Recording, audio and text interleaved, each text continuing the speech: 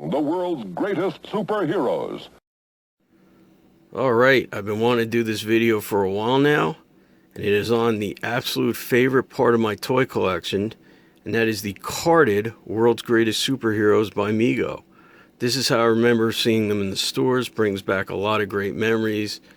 The boxes had pretty much been phased out by the time I actually remember seeing them.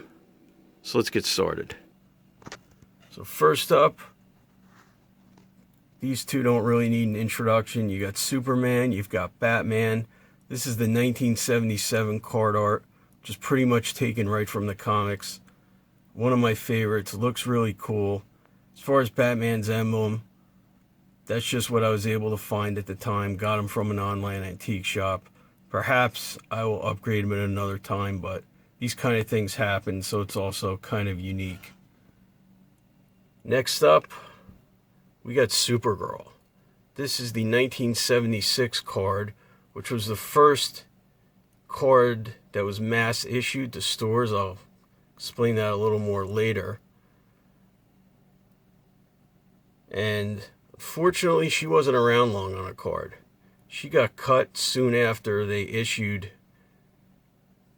these cards, which were only around for about a year anyway, so she's tough to get. I was lucky enough to get her at Mego Meet 2015 from Mark Huckabone, who, if you collect Megos, is a legendary name. He was also on Toy Hunter a few times. Next up, we got Shazam, also on the 1977 card. You can see that cool price tag from Barker's, $4.49, which from what I've seen was a department store. Then you've got the 1979 card with the smiley faces. Got a couple more of these, so you'll see a better angle later. This is Robin, and this is the card I really remember, because I was 8 years old when these came out with the 79 cards, and I just remember seeing them everywhere vividly. And Robin was one of the last characters released, so he was there right up till the end. And for you hardcore Mego enthusiast, he has the plastic snap. And you can see the way I have these arranged, same as the heads on the packaging.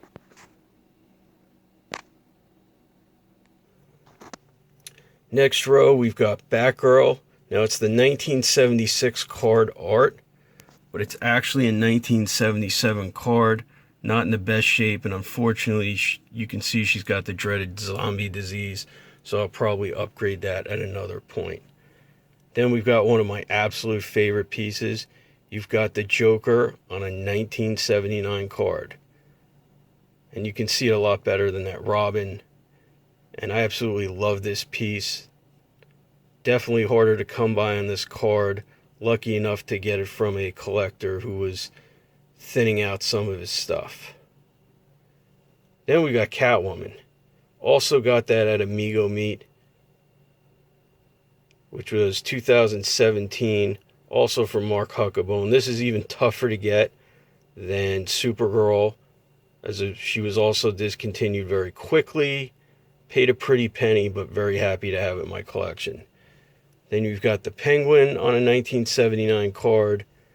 Then you got this guy, Mr. Mxyzptlk, I think is the official pronunciation. I call him Mr. Mxyzptlk from the Super Friends cartoon, and I didn't point this out before, but you could see that the 76 cards have that official designation.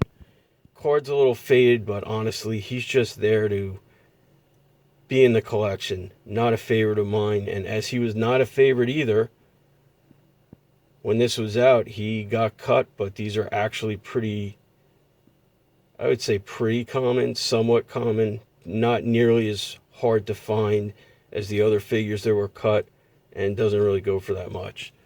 But he does have a nice Osco price tag, a little more than the other $7.75. Then we get into the Marvel area. You can see we got Captain America and Batman. Oh my God, Batman. Captain America and Spider-Man, both on their 1979 cards. The Cap in particular, I remember seeing at Alexander's department store, which I think was based solely in the Northeast here. It's kind of burned in my mind. So I was very happy to get that one. Cap, despite being available up till the end, is a little tougher to get. And again, I was lucky to get him and Spider-Man actually from a collector that was thinning out, as I did for the next one. And that's the Invisible Girl on a 1979 US card. Any Fantastic Four on a US card is tough to find. You'll see the ones distributed by Pimpin Toys in France.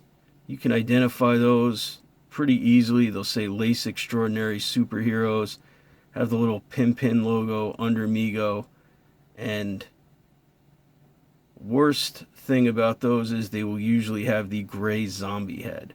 So even though this card's in kind of rough shape, this is a very rare package. I was very happy to pick it up. And no zombie head. Then you got another tough one, the 1979 Thor. Won this in a Hakes auction from a collector who was basically liquidating his collection.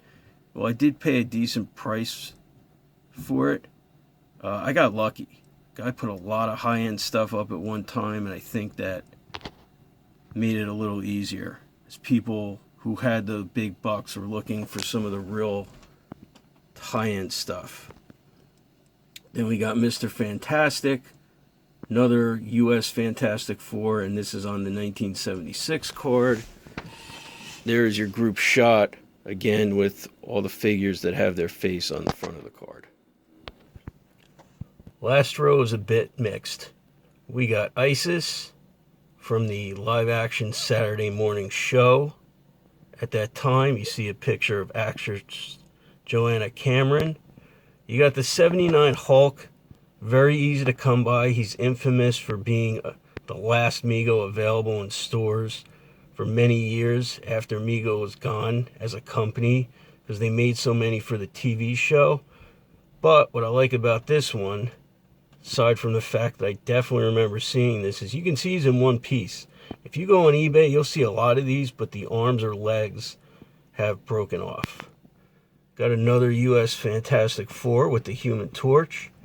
And finishing my U.S. Fantastic Four, recently picked up the Thing. Now, I did not get him actually at Mego Meet, but I had a watch on him on eBay. And since there wasn't really anything there I needed, I hit buy it now. And feel very lucky to complete the set. I understand not many collectors have a full set. And we're going to finish up with a different kind of card. This is the Kreski card. You can see it's a lot different than those regular cards. This was issued basically to Kreski, who was the predecessor to Kmart, because they didn't want the boxes. They wanted blister cards. And again, a lot different design. The old Mego logo. You've got this cool World's Greatest Supergirls there. I like Wonder Woman. I had to have this, aside from having an example in my collection. There's no second issue, or what I call standard card. They only released one to Australia, and that cost about as much as a car.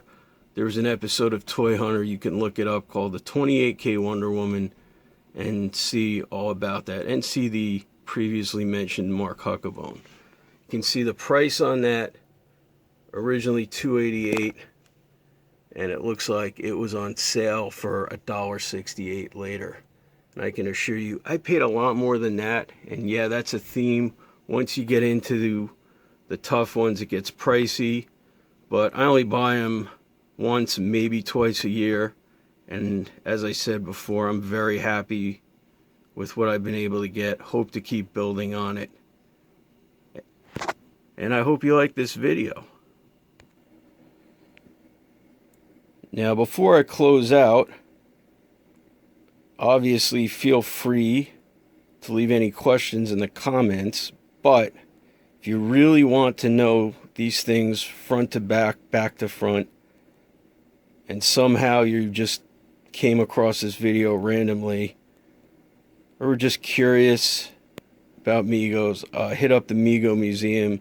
You're going to see all the different cards, find out any information you want to know, and a cool bunch of people on the forums. That's all for now. Thanks for watching. Keep checking back.